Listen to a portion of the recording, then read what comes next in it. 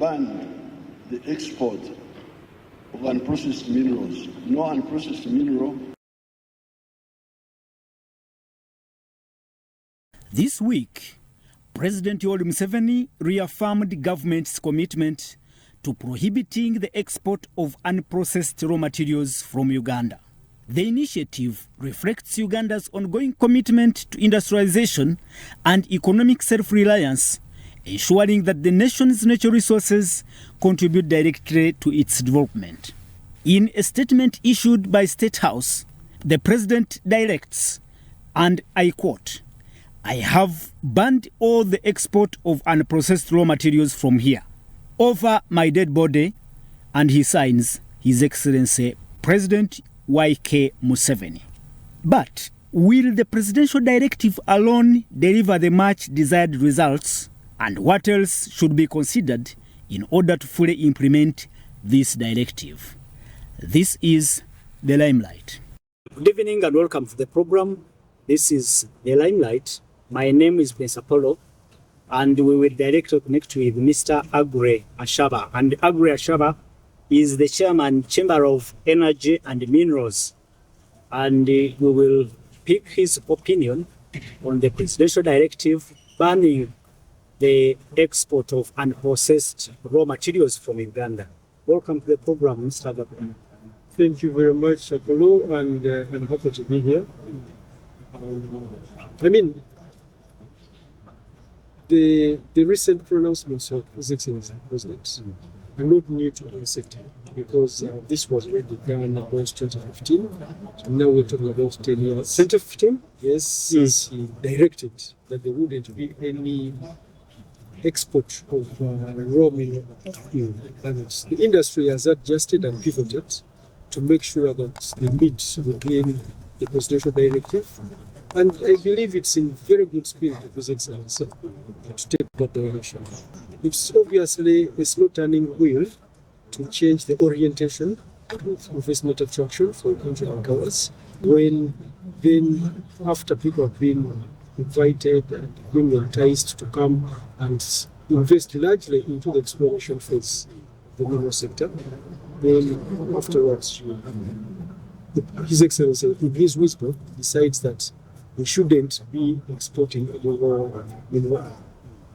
The industry initially obviously took it in bad faith, but along the way they have shifted, they have pivoted, they have adjusted, and I think we'll see a couple of significant improvements and transformations in the mineral sector, where we have a couple of investors now who are adding value to all our mineral resources as a country. And I think in the long term, in the short and medium term, it's a good directive, and which should be able to benefit the country. All right. Now, from your perspective as an active stakeholder in the mineral industry, you said you received this directive 10 years ago. Have you registered some positive benefits from the directive? I think end of last year, if we have been following the news, there was a launch of a team smelting factory, processing factory, which is done by a company called Red Cross. That is one of the key highlights of the directive, is that they have come in, and now they are adding value of up to about 98% of our team has done, which is a good advancement to predominantly where we were a couple of years ago, where we were only exporting tin ore and not much value was going on. However, to answer that, I think the President's recent pronouncement, which I think was done on Monday, is also in line with the National Development Plan 4, which was recently inaugurated under this new budget year. And under the National Development Plan 4, it has a couple of critical areas, which they call the ATMs. ATMs, this is agriculture, tourism, mineral development, plus oil and gas, and then science and technology for industrialization. So when you add industrialization to the conversation, you're talking about manufacturing, you're talking about processing, you're talking about jobs, you're talking about skills, you're talking about growing the economy. So you cannot be able to do that if you continue as a country to then export all your raw materials. Because export of raw materials, and as rightly as the president also highlights, is that you continue to export jobs. Yeah. You continue to export revenue. You continue to export taxes, and as a country, then you become resource dependent on those other countries that then produce and add value to your mineral resources and then sell them out. So I think significantly the advantages of a ban of this kind is that while it may be difficult, it may be challenging, it may be a slow turning wheel in attracting investments. Because in the mineral sector, usually you will find the people who do exploration don't usually do mineral processing. The people who do mineral processing don't usually do refining.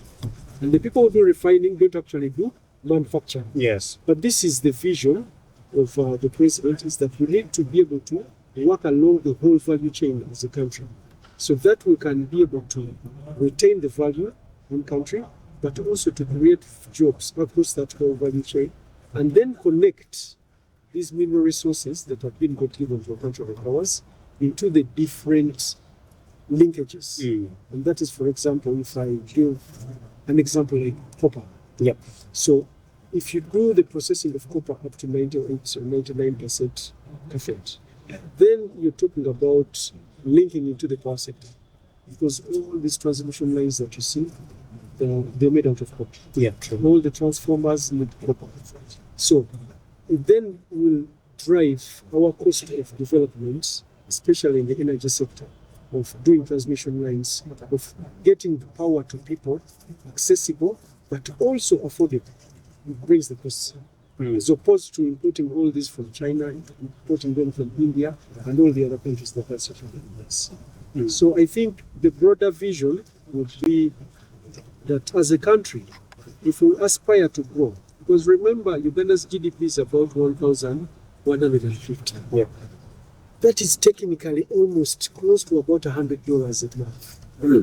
$100 a month is about 360,000 shillings per person per month, which technically would translate to about probably 12,000 shillings per day. So a person who is earning 12,000 shillings per day with 360,000 shillings a month does not have the purchasing power to grow an economy to middle class status, like the president is aspiring. So we need to be able to get as many people as possible into the employment bucket. We need to get many Ugandan businesses as possible into the business environment. We need to keep as much wealth as possible in the country so that it can be reinvested in the country. So, because, I mean, if Apollo you're running, let me say, part of the value chain, and you save or make a profit of $100,000 or $1 million, which ordinarily, if we did export ore, would be then saved or made in another country. Then tomorrow probably you're going to set up another business, you enter into, let me say, another transaction, you will get a wife, you will pay school fees, you're going to buy products and services from Ugandans. So why businesses usually struggle is because the market becomes small, but also the market does not have effective demand. Effective demand technically meaning that they have the ability to pay for the services and products that bring to the market. So the directive is tied into so many things of the ecosystem that if as a country we worked together, I believe that we can be able to move our country from where it is to where we want it to be, so that we can also raise our life expectancy. Because you see, when you have money and you can afford all these services, even your life expectancy grows, but also the quality of life and the ability to sustain businesses. As you may be aware also is that usually the life expectancy of Ugandan businesses is between 2 to 3 years. And largely, what is the challenge? The challenge is that we don't have effective demand. Business life expectancy. Yes, but we don't have effective demand. We don't have people who are buying these things. Why? Because Ugandans are generally poor. Because with 360,000, averagely for every single Ugandan. It's not a significant amount, is it? And if you're talking about global economic indicators, it would predominantly mean that you can't afford healthcare, you can't afford to put someone in a good school, you can't afford to pay rent, you can't afford to have a decent life. How then do we grow it?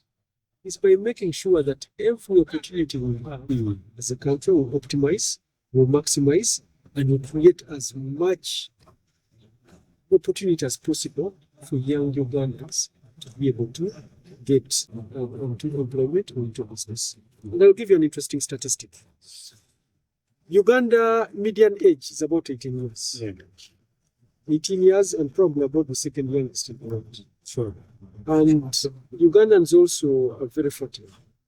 Sister, is that we give birth to about 1 million kids a year, which technically means that you will be having about 1 million Ugandans turning 18 averagely every year. And all this will eventually enter into the job market. That means we need many more jobs every year. How many more jobs can we produce? Another interesting statistic. We have about 4.2 million Ugandans that are not in education, no in training. But they are there. They have either done at a basic level of education, maybe P7 or Senior 4, but they are not training to get skills. They are not furthering their education to get knowledge. But they are just here, and they are not employed. Now, that can become a security risk for country leaders because you have high, volatile young men and women who are energetic, willing to work, but they do not have the opportunity to do so.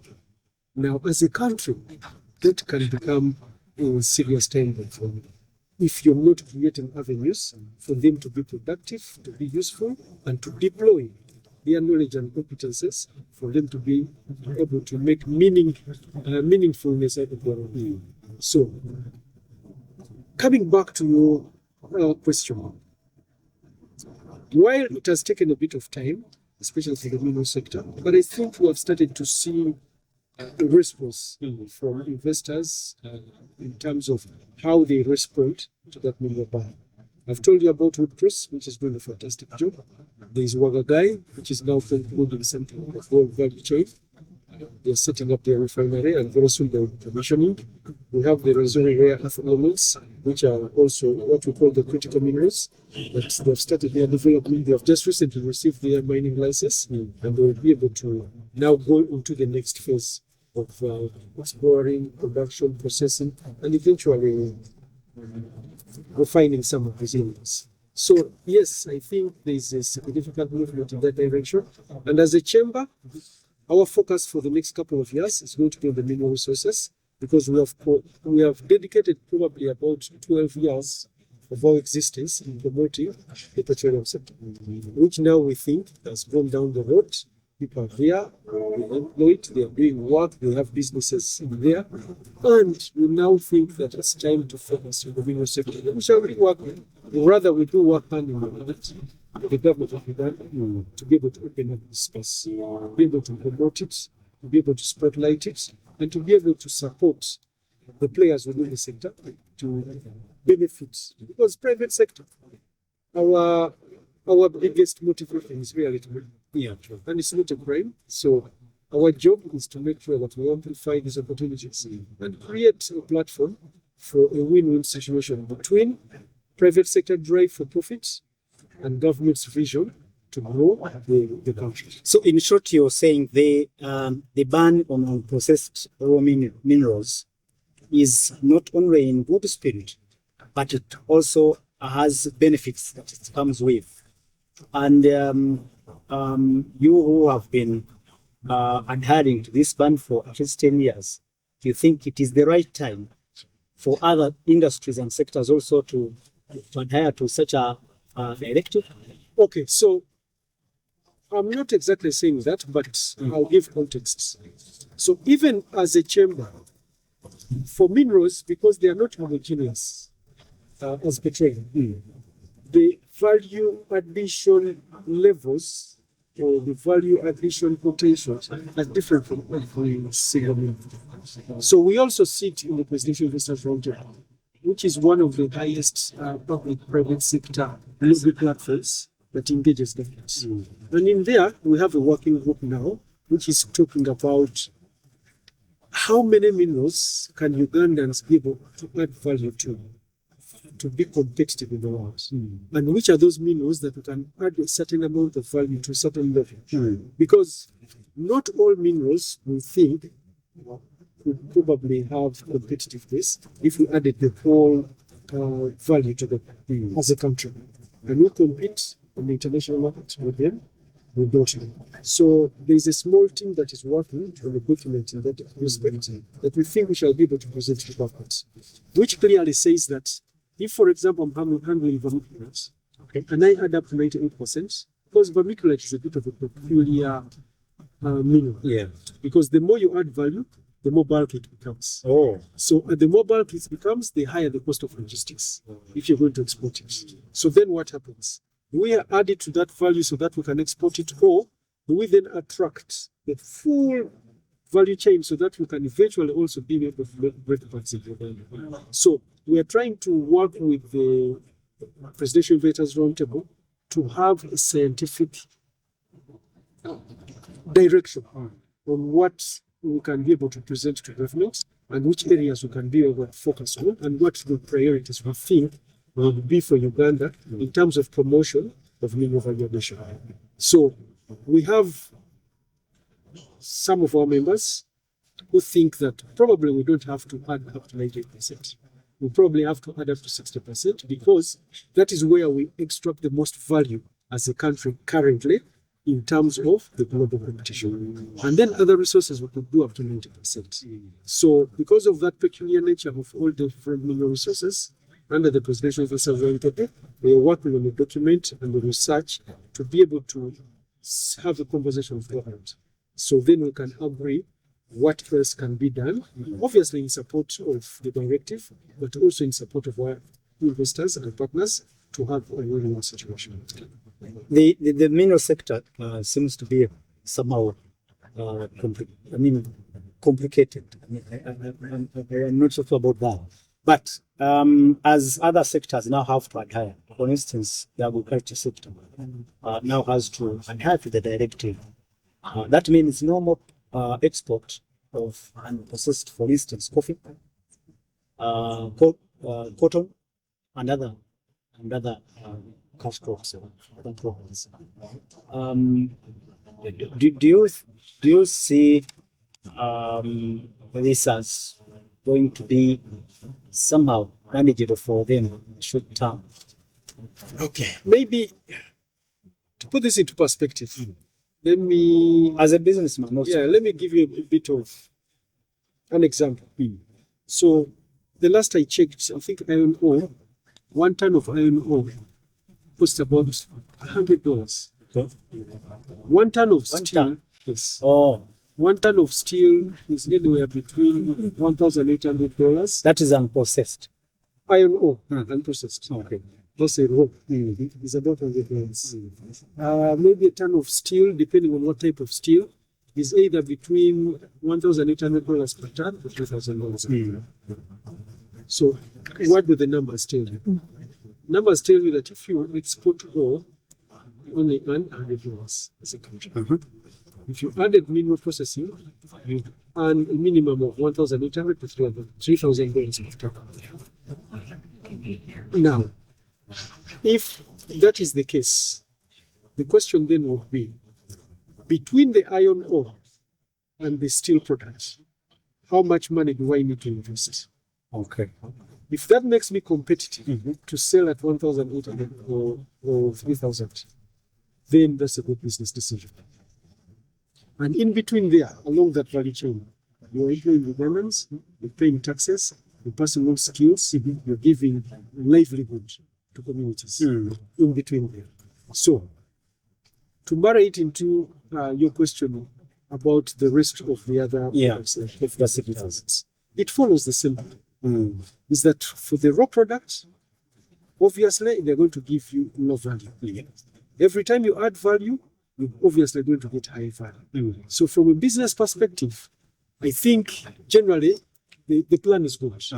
But we also think that as government, there needs to be a couple of policies and regulations that support participation of Ugandan business. Because I assume that requires more capital investment. It's a larger, So huge capital. that's the conversation we need to have as a country. Is that while the president has given the broader directive, how then do we bring in Ugandan business people? How then we bring in Ugandans and international investors to be able to protect this opportunity? Because even when you look at countries that have highly developed, GDP of up to $50,000 per person, what have they done differently? What they are saying is that we need to industrialize. And all of them are industrialized. Look at the USA, look at the European Union, look at China. There's no single country that is developing and growing its economy and its people without industrialization. And you cannot industrialize if you don't have raw materials. And you can't have raw materials if you do not create a clear framework on how that value chain can be optimized in country. So I think the rule of thumb is that for any country to grow, there must be a way in which it protects itself. And you've seen recently what is happening now with President Trump, the USA. And that tells you that even a country of that magnitude and power is still introducing going back to the basics. Protectionists. Because his conversation is very simple. He's saying we have outsourced all our production facilities to other countries. Because cost of production, high cost of labor. But why? Because we have also reduced tariffs on imports. So we can import products from other countries at low cost, which has then driven down our local manufacturing capacity as a country. So what does he do? He slaps tariffs on the other side to make these products more expensive. In a way, he's saying, instead of you manufacturing whatever you're manufacturing, come and do it here. Come back here. Why? Because they have lost jobs. They have lost revenue. So the country is bleeding because of the challenges they have been facing over the last probably 10, 12 years, which has brought about the hemorrhage of businesses relocating to other jurisdictions. And then they're just importing fixed business. So in short, the presidential ban on unprocessed raw materials will trigger the emergence of new industries, this country, and possibly economic growth. Not possibly. Obviously, economic growth. Because when you have industry, you have a vehicle for change. And yes, I agree, because extracting a raw material does not require much. Yes, you have. But processing it. Yes, you are processing its technology, but you'll be training people. And even refining it, you'll use more technology, a lot of power. You need expertise, you need quality Ugandan people to do the work. But at the end of the day, is that you get value. I've just given you the example of iron ore, and it's the same with profit. Is that instead of selling at $100, we're selling at $2,000. So the question now is, in between those two figures, how much do I need to still make a margin? So this is what we need to explore.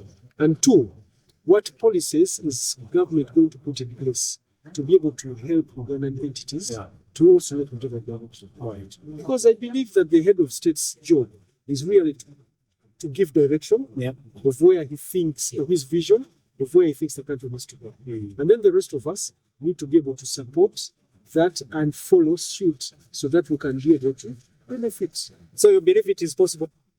Absolutely. Absolutely. I think it's very possible. Don't you think possibly there would be a framework on having certain products go first, then we later handle another sector or other products? Absolutely. So I'm not saying that as a country we shouldn't prioritize. I'm saying as a country, and that's what I'm saying, there has to be certain policies done by government, which can then say, in terms of prioritization, and I've said we're doing that in the mineral sector, in our working group.